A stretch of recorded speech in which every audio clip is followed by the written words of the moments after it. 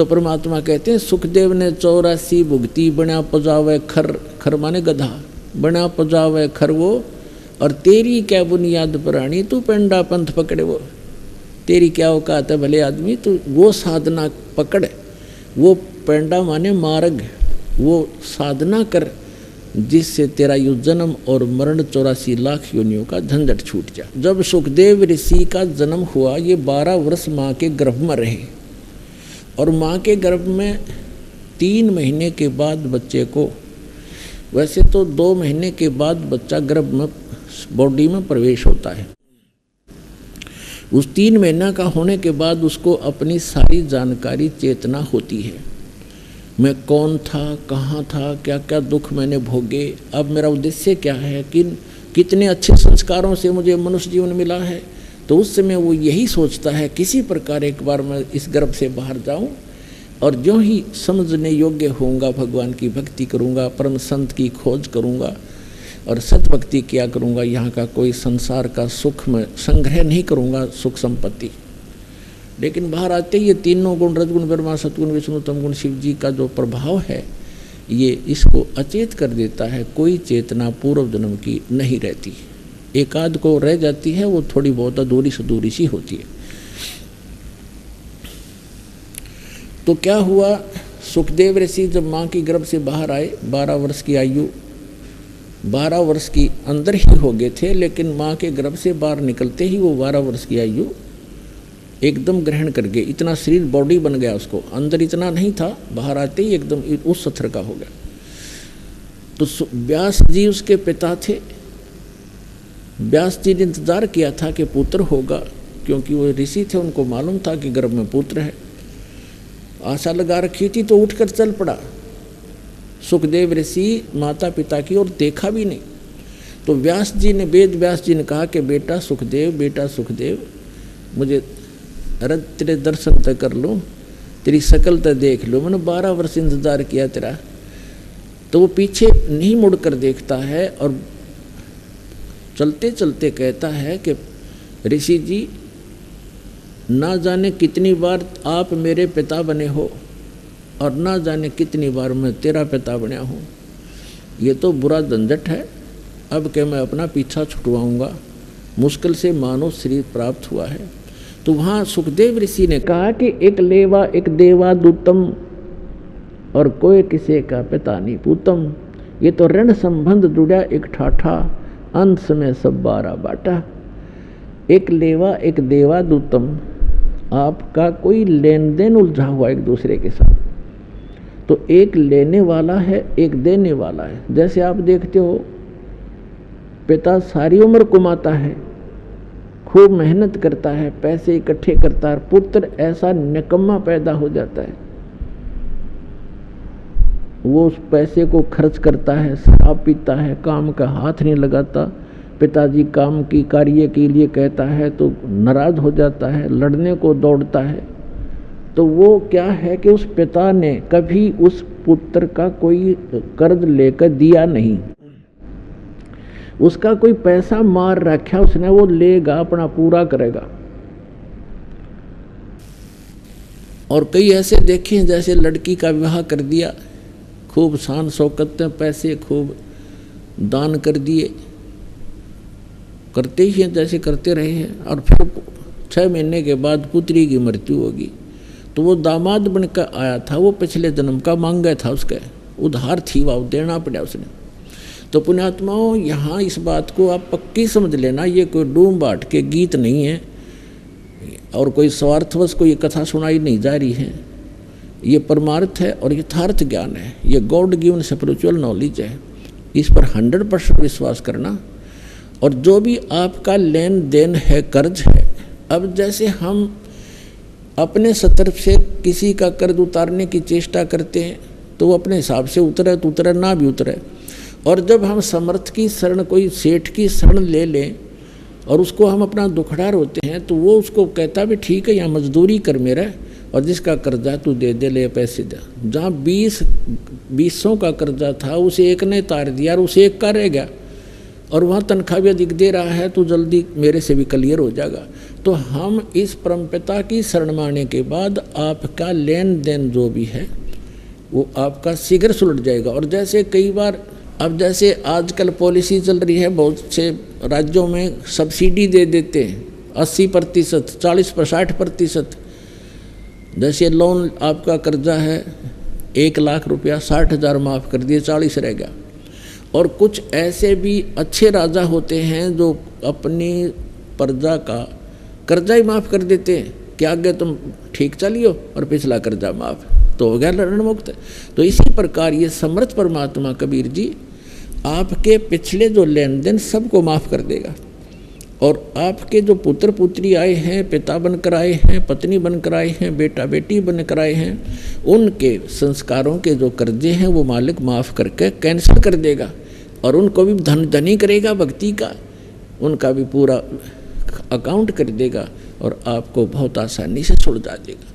तो यहाँ परमात्मा कहते हैं एक लेवा एक देवा दूतम और कोई किसी का पिता नहीं पूतम, ये ऋण संबंध जुड़ा एक ठाठा, अंत में सब 12 बाटा। तो कहने का भाव ये है कि जो प्रसंग चल रहा था उसको क्लियर करने के लिए आगे तभी हम चल सकेंगे और आपको इस मार्ग पर तभी रोक सकेंगे जब आपके सारे संशय दूर होंगे। तो इससे लगभग आपका सारा कंसेप्ट क्लियर हो गया होगा कि संतान है कोई बुरा नहीं, वो तो आपका संस्कार उलझा हुआ है, आप ना चाहोगे तो भी होगी होता है, और जिनका संस्कार नहीं है वो चाहेंगे तो भी नहीं होगी। तो हमारा चाहा ना तो होता है और ना ही हमारा किया होता है।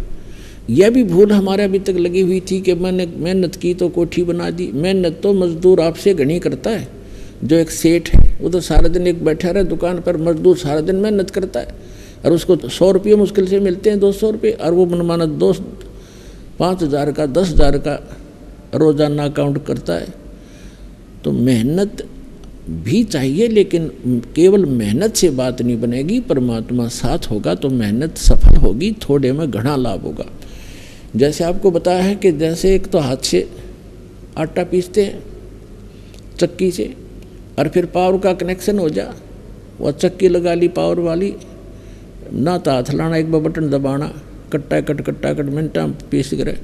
तो वो पावर से जो काम होगा वो हाथ से मैनुअली थोड़ा होगा। इसलिए जब परमात्मा की पावर का कनेक्शन आपको मिल जाएगा तो आपके जो आम संस्कार हैं वो भी बहुत अच्छी तरह परमात्मा हल्के करके उनको आप ही वहन करेगा। परमात्मा की पावर से सब ठीक हो जाएंगे। तो इसलिए हमने वो पावर मिली नहीं थी। हम इन नकली जितने भी डुप्लीकेट पावर हाउस थे वो ऊपर से तक खूबसूरत ऐसा ही पूरा सारा कुछ सिस्टम दिखा था, लेकिन पीछे उनका कनेक्शन था नहीं। इसलिए जो उनसे पावर, उन नकली डुप्लीकेट पावर हाउसों से जिन्होंने लाइट ले रखी थी, कनेक्शन ले रखे थे, उनके घर पर पावर काम करे नहीं थी। तो ये जितने भी नकली पंथ हैं, संत हैं, ये सभी डुप्लीकेट हैं, इनके पास पीछे कनेक्शन नहीं है। उदाहरण के तौर पर जैसे ये राधा स्वामी पंथ आगरा से चला है, उसी से ब्यास में, उसी से धन धन सतगुरु सच्चा सौदा सिरसा में, उसी से जय गुरुदेव पंथ, उसी से जनोद के अंदर एक भिवानी वाला ताराचंद पंथ, उसी से ये ठाकुर जी महाराज, ये सारे उसी से चले हैं। और शिवदयाल जी का कोई गुरु नहीं था, यानी शिवदयाल जी वो मान रहे थे पावर हाउस, और उस पावर हाउस का आगे कनेक्शन चाहिए थर्मल प्लांट थे। तो थर्मल प्लांट से कनेक्शन नहीं है तो पावर हाउस में कितनी सजावट से बना रखे और कितने बढ़िया इंस्ट्रूमेंट रखे हो, वो यूजलेस है। तो उसका थर्मल प्लांट से कनेक्शन नहीं था, यानी आगे उसका कोई गुरु नहीं था। जिस कारण से जितने भी वो अनुयायी हैं उस राधा स्वामी पंथ, धन धन सदगुरु पंथ, सच्चा सौदा सिरसा और जगमाल वाली, और जहाँ पर भी छोटे मोटे इनके बहुत सी ब्रांचें बनी हुई हैं, उन सभी को समझ लेना चाहिए कि जब पीछे से पावर हाउस का ही कनेक्शन नहीं है थर्मल प्लांट से, तो आगे लाइट आ नहीं सकती। सपना भी मत लेना। और परमात्मा स्वयं आए कबीर साहब, ये स्वयं थर्मल प्लांट होते हुए भी पावर हाउस का रोल किया। और एक गुरु परंपरा बना के उन्होंने आगे चले, ताकि आने वाले समय में ये काल के दूत ये भ्रमित ना कर दें कि कबीर साहब ने कौन सा गुरु बनाया था, क्योंकि कबीर साहब को हम भगवान नहीं मान पाए थे। अब भगवान तो है ही हैं, लेकिन वो मर्यादा, सबसे मर्यादा पुरुषोत्तम है, ये सबसे श्रेष्ठ भगवान है जो सबसे ज़्यादा मर्यादा रखने वाले हैं, और मर्यादा से सब काम हो यहाँ पर होते हैं, कार्य होते हैं। तो कहने का भाव ये है दास का कि जिसमें आपको इस कबीर परमात्मा का ये कनेक्शन मिल जाएगा, आपको यहाँ से उपदेश दीक्षा मिल जाएगी, उसके बाद पुण्यात्माओं आप देखना, आप सोच भी नहीं सकोगे कि सचमुच हम सुना करते भगवान ऐसा करता है, ऐसा करता है। आप डेली देखा करोगे, अरे आप किसी को बताओगे, आपका यकीन नहीं होगा उसको, अगर झूठ बोला सारी, और आप सारी सच्ची कह भी नहीं पाओगे बताने वाले को, कहीं नो सोचा मूर्ख से। आपको इतना सुख देगा यो कबीर भगवान, ये सत्कर मान लेना। अब आपको इस परमात्मा का लाभ शीघ्र से नहीं मिल पा रहा। कुछ एक तो ऐसे होते हैं, नाम लेकर जाते हैं, दूसरे या तीसरी बार आकर बताते हैं जी मुझे ये ऐसा लाभ हो गया, ऐसा सुख हो गया, और दूसरे भक्त अभी लग रहे हैं, वो उनको राहत नहीं मिल पा रही। उसके दो कारण होते हैं। एक तो कारण ये होता है, परमात्मा कहते हैं धीरे धीरे रे मना, धीरे सब कुछ होवे, माली सींचे सो घड़ा, ऋतु आए फल होवे। धीरे धीरे रे मना, और धीरे सब कुछ हो, माली सींचे सो घड़ा, और समय आने पर फल हो। जैसे एक आम का पेड़ लगाया किसी माली, जैसे पौधे लगाते थे बाग में, उसी से आपको समझाना चाहते हैं परमेश्वर कबीर जी कि हे मन, अब धीरे धीरे सारे काम होंगे। जैसे एक माली पौधा लगाता है, छोटा सा पौधा होता आम का, उसमें सैकड़ों घड़े पानी के डालता है, यानी 10 वर्ष 5 वर्ष, आजकल थोड़े जल्दी हो जाते हैं, 4-5 वर्ष लगा लो, तो पहले 10 वर्ष, लगभग 10-12 वर्ष के बाद आम का फल, पेड़ बड़ा होता था और फिर फल से लदपद हो जाता था, इतना फल लगता था, आप भी खा लेते थे, अचार भी डाल लेते थे, पड़ोसी भी, साथ वाले भी, मोहल्ले वाले भी तोड़ ले जाते थे, रिश्तेदारों को भी रखा करते गठड़ी बांध के, तो भी समाप्त नहीं होते। तो परमात्मा कहते हैं इस भक्ति रूपी आम के पौधे को अब बोया है आपने, बीज बोया है, नाम लिया, इसको समय दो थोड़ा सा, इसको होने दे प्रफुल्लित, बड़ा होने दो, और फिर देखना इतना सुख दे देगा ये मन, ये भगवान का आपका मार्ग, कि आपको कहीं बिना मांगे देगा, आप सोच भी नहीं सकोगे, इतना सुख दे देगा। दूसरा कारण ये बताते हैं कि जैसे एक तो तुरंत आराम हो गया, और एक को महीना, 2 महीने, 6 महीने, वर्ष भी लग जाता है, लेकिन होगा गारंटीड, ये सच कर मान लेना। अब क्या बताते हैं, जैसे एक रोगी है, दोनों एक ही रोग से ग्रस्त हैं, अब दोनों ही एक रोग से ग्रस्त हैं, दोनों के एक जैसी बीमारी है।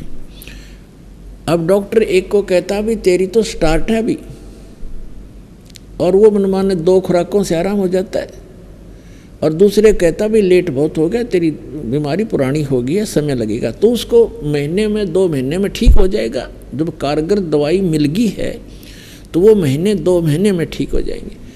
तो दूसरा आपको उदाहरण दें कि जैसे एक तो कपड़ा थोड़ा मैला हो, कुर्ता पजामा, तो वो एक ही बार के साबुन लगाने से स्वच्छ हो जाता है। एक ज़्यादा मैला हो गया हो तो उसको 2 बार भी 3 बार भी लाना पड़ जा, और जब जाकर ड्राई क्लीन भी करनी पड़ जाती है, तब जाकर स्वच्छ होगा। तो हमने युगों युगों से अपने अंतःकरण को मैला मलिन कर रखा है, इसमें बहुत से संस्कार जमा हैं जो वहीं से अंकुरित होते हैं, और फिर ही भगवान की भक्ति मिली है। आपको ये साबुन और तेल मिला है सत साधना का, अब शुरुआत करे रहो। किसी का तो एक ही बार में ठीक हो जाएगा, किसी का फिर कुछ समय के उपरांत होगा अवश्य। और तीसरा कारण ये है कि क्या बताते हैं, सतगुरु के दरबार में कमी कहे की ना, हंसा मौज नहीं पावता तेरी चूक चाकरी माँ। इस सच्चे दरबार में, इस कबीर परमेश्वर के दरबार में, परमात्मा की शरण में किसी भी चीज की कमी नहीं। इस कबीर परमात्मा के डिक्शनरी में इम्पॉसिबल वर्ड नहीं है। ये वो समर्थ परमात्मा है। कहते मासा घटे ना तिल बधे विद ना लिखे जो लेख, और सच्चा सतगुरु मेट कर ऊपर मारे बेख।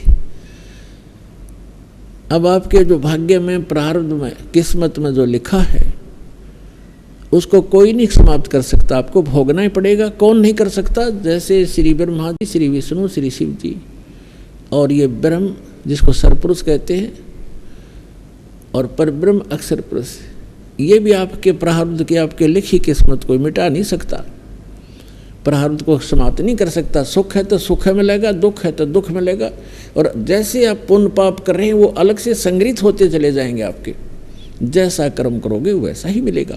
और परम अक्षर ब्रह्म सत्य पुरुष कबीर भगवान की शरण में जब आप आ जाओगे, आपके इस पाप कर्मों का नाश कर दिया जाएगा और शुभ शुभ शेष रह जाएंगे और आगे शुभ प्रारंभ हो जाएंगे। अब जैसे पहले किसान को ये औषधि प्राप्त नहीं थी, अब औषधि का एक खोज हो गई है, डिस्कवरी हो गई है कि ऐसी औषधि डाल दी जाती है फसल में जो घास को ख़त्म कर देती है, पौधा सुरक्षित रह जाता है। तो वो औषधि विद्यमान तो थी, वो गुण तो, वो मटेरियल तो सारे ही पदार्थ थे, लेकिन वो बनाने वाला नहीं था। अब वो बनाने वाला मिल गया, वो बना ली। तो इसी प्रकार परमेश्वर कबीर जी ने ये जड़ी बहुत पहले बनाकर रखी हुई थी और हमारे कबीरपंथी भी इसको नहीं समझ सके, जिस कारण से हम अभी तक वही कर्म फल ही भोगते रहे। तो अब दास को दे दी वह औषधि जो आपके पापों का नाश कर सकती है आपके, क्योंकि दुख पाप से होता है। अब जो कष्ट आते हैं वो पाप के कारण आते हैं, और पाप नाश ही हो गया इस भक्ति से, फिर कष्ट कहाँ से आएंगे? जब कांटे से दुख होता है, फसल में कांटेदार झाड़ियाँ उग जाती थी और वो दवाई ने वो पहले ही ख़त्म कर दी, स्टार्ट से ही बड़ी थी वो भी जला दी तो कांटे नहीं रहे, तो नुकसान हानि कहाँ से होगी? दर्द नहीं होगा। इसी प्रकार पुण्यात्माओं, इस समर्थ की शरण में आने से कहते हैं कि सतगुरु के दरबार में कमी काहे की ना, और हंसा मौज नहीं पावता तेरी चूक चाकरी में। अब कहने का भाव यह है कि यदि आपको लाभ नहीं हो रहा तो आपकी कोई मर्यादा में भंग है, या आपकी श्रद्धा ठीक नहीं बनी, आपकी चाकरी में चूक है, आपकी श्रद्धा या सेवा भक्ति में कोई त्रुटि बनी है। विचार कीजिए, जैसे एक ही खंभे से, एक ही ट्रांसफार्मर से और 10, 20, 50 घरों को, परिवारों को कनेक्शन मिला हुआ है। अन्य के पंखे चल रहे हैं, मोटर चल रही हैं, कूलर चल रहे हैं, और एक का नहीं चल रहा है, तो उसका कोई कनेक्शन लूज हो लिया या कट चुका है किसी कारणों से, उसकी वेरीफाई करो क्यों, किस कारण से कनेक्शन कटा, हमारे घर ये पावर क्यों नहीं आई। और पावर भी पहुंची हुई है तो आपके कोई पंखे या कूलर में डिफेक्ट है, आपकी फिटिंग में डिफेक्ट है, उसको ठीक कराइए। तो इसी प्रकार इस परमात्मा से उपदेश दीक्षा लेने के बाद आप जी मर्यादा जरूर अवश्य निभाएं। कबीर साहब कहते हैं, जब तक हंसा हमरी आना, काल लगे ना तेरा बाणा, पग पग पर यो तक तक मारे, काल अचानक बाना। अब क्या बताते हैं कि यो काल पग पग पर अचानक दुर्घटना कर देता है, कोई हानि कर देता है, जब इसका संस्कार हानि का होता है। और जब हम परमात्मा की शरण में आ जाएंगे और मर्यादा में रहेंगे तो परमात्मा कहते हैं, जब लग हंस हमारी आना, ये पुण्यात्मा, ये हंस हमारा भक्त जब तक हमारी आन माने मर्यादा में, आन कान में हमारी मर्यादा में रहेगा, और तब लगे न तेरा बाना। काल को कहते हैं कि हे काल, जब तक मेरा हंस मेरी मर्यादा में है तू अटैक नहीं कर पाएगा। तो हमने मर्यादा को बहुत महत्व देना पड़ेगा, परमात्मा कहते हैं।